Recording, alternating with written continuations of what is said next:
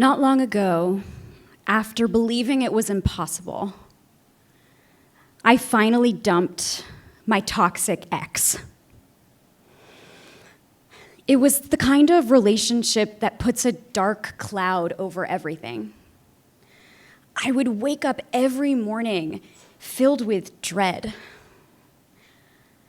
I thought the problem was me. But eventually, not only did I realize that I was in a toxic relationship, I realized a lot of other people probably are too, including the people in this room.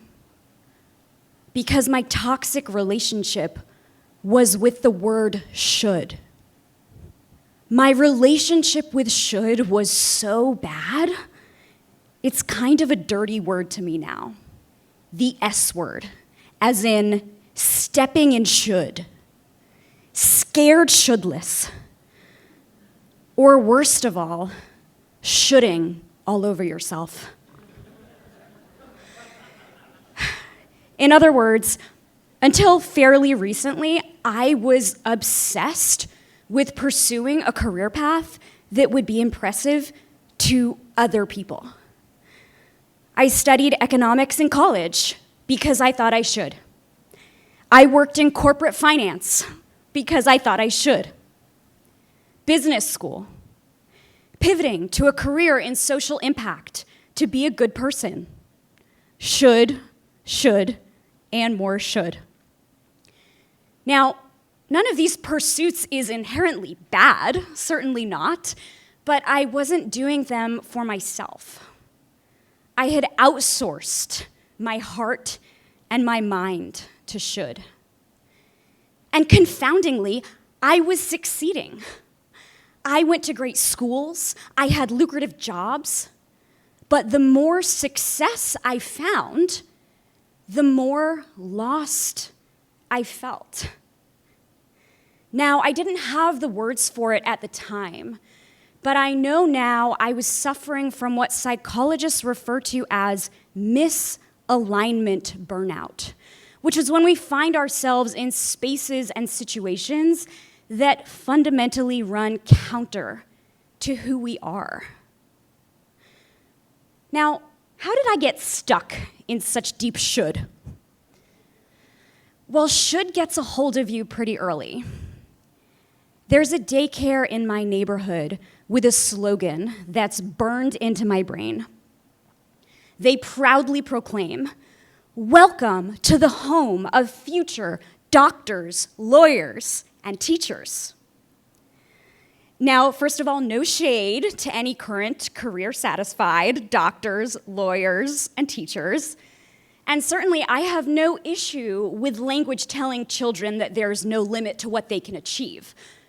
But let's not forget, these kids are in daycare. They're eating paste. The biggest decision they should have to make in a day is when to say goose in a game of duck, duck, goose.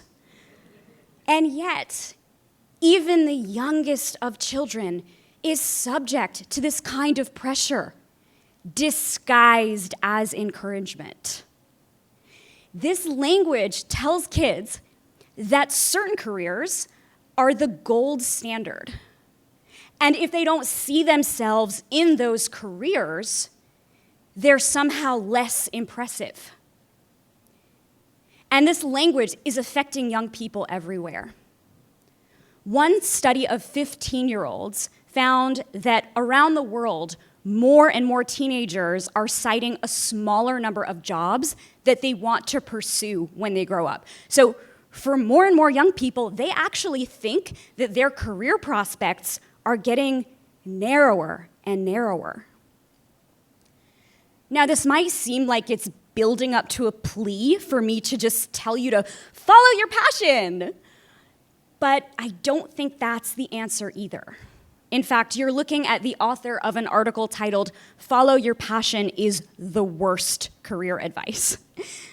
And that is, follow your passion really just assumes that we have one singular passion in life that we can easily match to a career. And by the way, we should innately know what that passion is by the time we're graduating high school. But think about it. Does it make sense to commit to the careers we wanted when we were 17? Think about every other decision you made when you were 17. Were any of those good ideas? And for those of us who are early on in our careers, this all makes even less sense. One poll found that 40% of baby boomers stay in one job for over 20 years. Now, contrast that with millennials, who we know stay in a job for an average of 2 years and 9 months. So in all likelihood, you will change jobs, you will change careers. The question is, who is going to decide when you do? Now, ultimately, it doesn't matter, actually, whether you wanted to be a doctor or a lawyer or an influencer or a trapeze artist. What matters is that if you are on a career path that you no longer want to be on, but you don't know how to get off of it, you are probably in a toxic relationship with should. But there is good news. You can break up with should.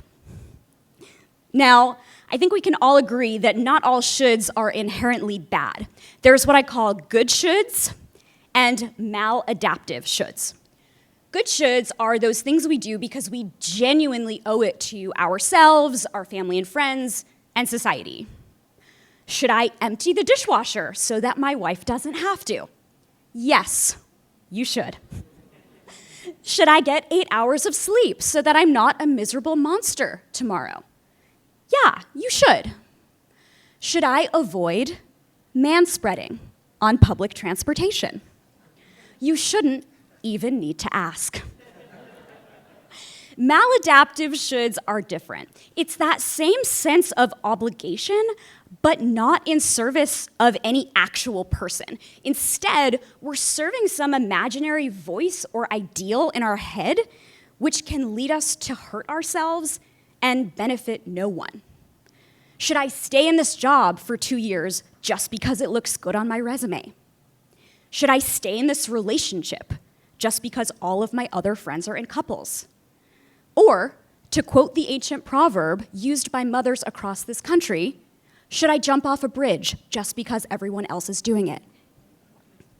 Now, it's obvious that the answer to all of these questions is no, but the issue isn't that we don't know the answer, it's that we go too long without asking ourselves the questions. So let's say that you've identified some of these maladaptive shoulds, and now you're feeling ready to break up. What happens next? What's the rebound? First of all, it's 2024, so I'm not gonna stand here and tell you to jump straight into your next monogamous relationship. But I do have 3 strategies that have been highly effective for me in my pursuit of breaking up with should. But first, I do want to acknowledge the irony in giving you prescriptive advice about what to do in a talk about breaking up with should.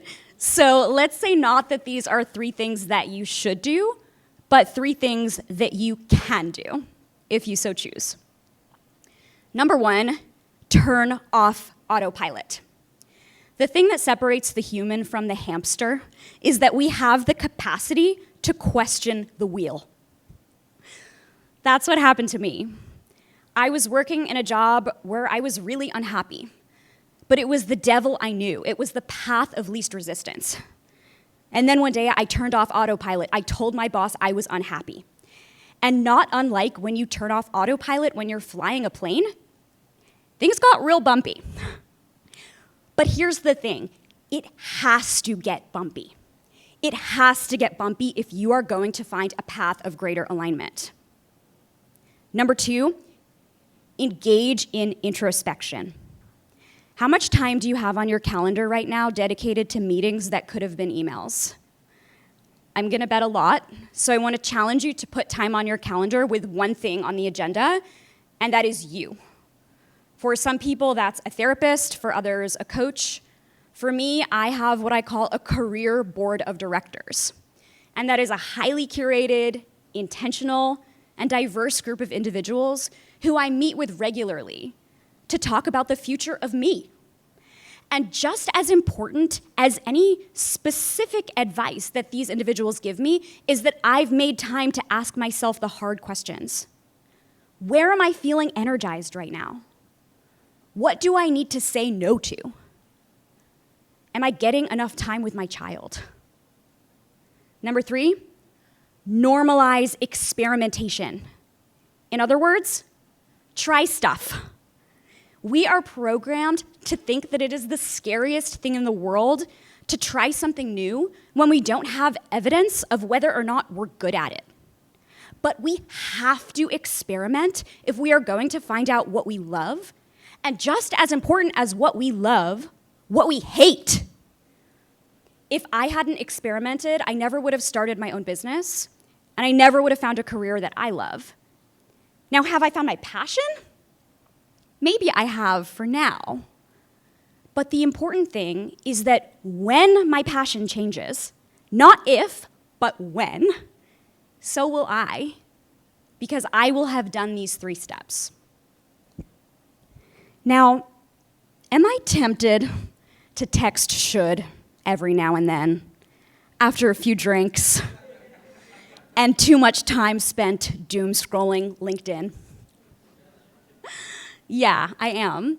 But then I text someone from my career board of directors, and they remind me that should and I broke up for a reason. And I've come too far to go back now. But if those pesky should feelings still persist, and I find myself tempted to overthink about other people's perceptions of me, I remind myself that I'm the main character in my own story, not anyone else's. The person who judges my impressiveness the most harshly is me. Most people are too busy worrying about whether or not they have spinach in their teeth. So with that in mind, when I feel deep down that something I'm doing isn't right for me, I take a beat. I turn off autopilot, I engage in introspection, I experiment. Or maybe I give myself the space to just sit and be. But the point is, I choose. I get to choose not to tie my worth to my accomplishments. And I encourage you to do the same. Not because you should, but because you can.